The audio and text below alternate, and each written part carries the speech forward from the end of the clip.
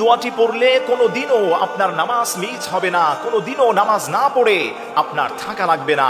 আল্লাহর যেই গোলামটা এই দোয়াটা শুধু একবার নামাজের পরে পাঠ করতে পারবে, আল্লাহ রাব্বুল আলামিন স্বয়ং নিজে বিশ্বনবীর মাধ্যমে বলে দিয়েছেন, আমি আল্লাহ রাব্বুল আলামিন ওই বান্দাটাকে নামাজি হিসাবে কবুল করে নিব। সুবহানাল্লাহ পড়েন। অনেকে আছেন, হুজুর আমার নামাজের মধ্যে কোনো মনোযোগ নাই, হুজুর নামাজ পড়তে আমার মন চায় না, হুজুর আমি কি করতে পারি? ওই সমস্ত ভাইদের পায়ের কাছে আমি বিনয়ের ডানা রেখে অবনত করে অনুরোধ করে যাই, আপনি যে কোনো একটি নামাজের পরে এই ছোট্ট দোয়াটাকে আল্লাহর উপর ভরসা করে একবার অন্তর থেকে শুধু আপনি পাঠ করবেন।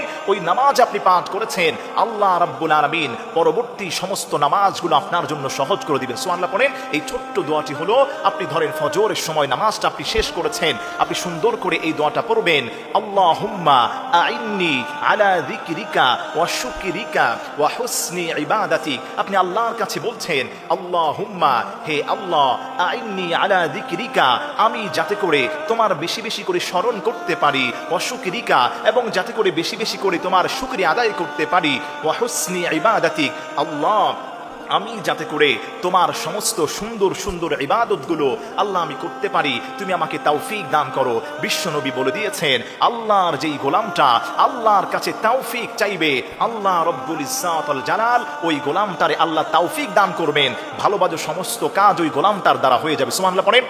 এজন্য আমার প্রিয় ভাইরা, অনেকেই আছেন নামাজ পড়তে মন চায় না, নামাজের সময় হলেই বাজে চিন্তা চলে আসে, অনেক ডিপ্রেশনের মধ্যে আপনি পড়ে যান, অনেক গুনাহের দিকে আপনার হৃদয়টা ঝুঁকে যায়।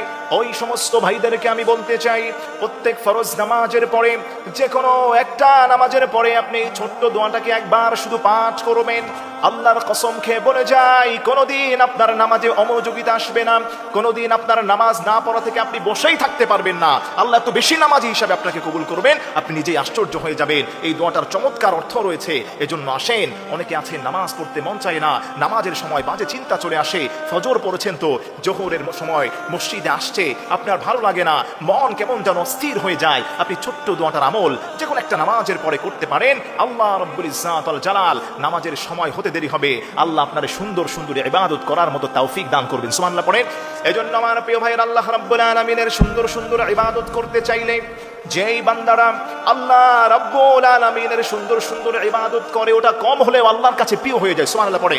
বিশ্বনবী হাদিসের মধ্যে বলে দিয়েছেন, আহাব্বুল আমালি ইলাল্লাহি আদওয়ামুহা ওয়া ইন ক্বাল্লা, আল্লাহর কাছে সবচাইতে প্রিয় আমল হলো সেটা যেই আমলটা অল্প হয় কিন্তু ধারাবাহিকভাবে চলে, যে আমলটা অল্প কিন্তু নিয়মিত হচ্ছে ওই আমলটা, এটা আল্লাহর কাছে বড্ড প্রিয়, আল্লাহর কাছে বড় অ্যাকসেপ্টেড হয়ে যায়। এজন্য আসেন আমরা বেশি বেশি করে আল্লাহর কাছে আমলগুলো কবুল করানোর জন্য আমরা এই ছোট্ট আমলটা নামাজের পরে করার চেষ্টা করি। আল্লাহ রাব্বুল ইজ্জত ওয়াল জালাল এই ছোট্ট দোয়াটি বেশি বেশি আমল করে তার সুন্দর সুন্দর ইবাদতগুলোতে অংশগ্রহণ করার তৌফিক আমাদের সবাইকে দান করেন।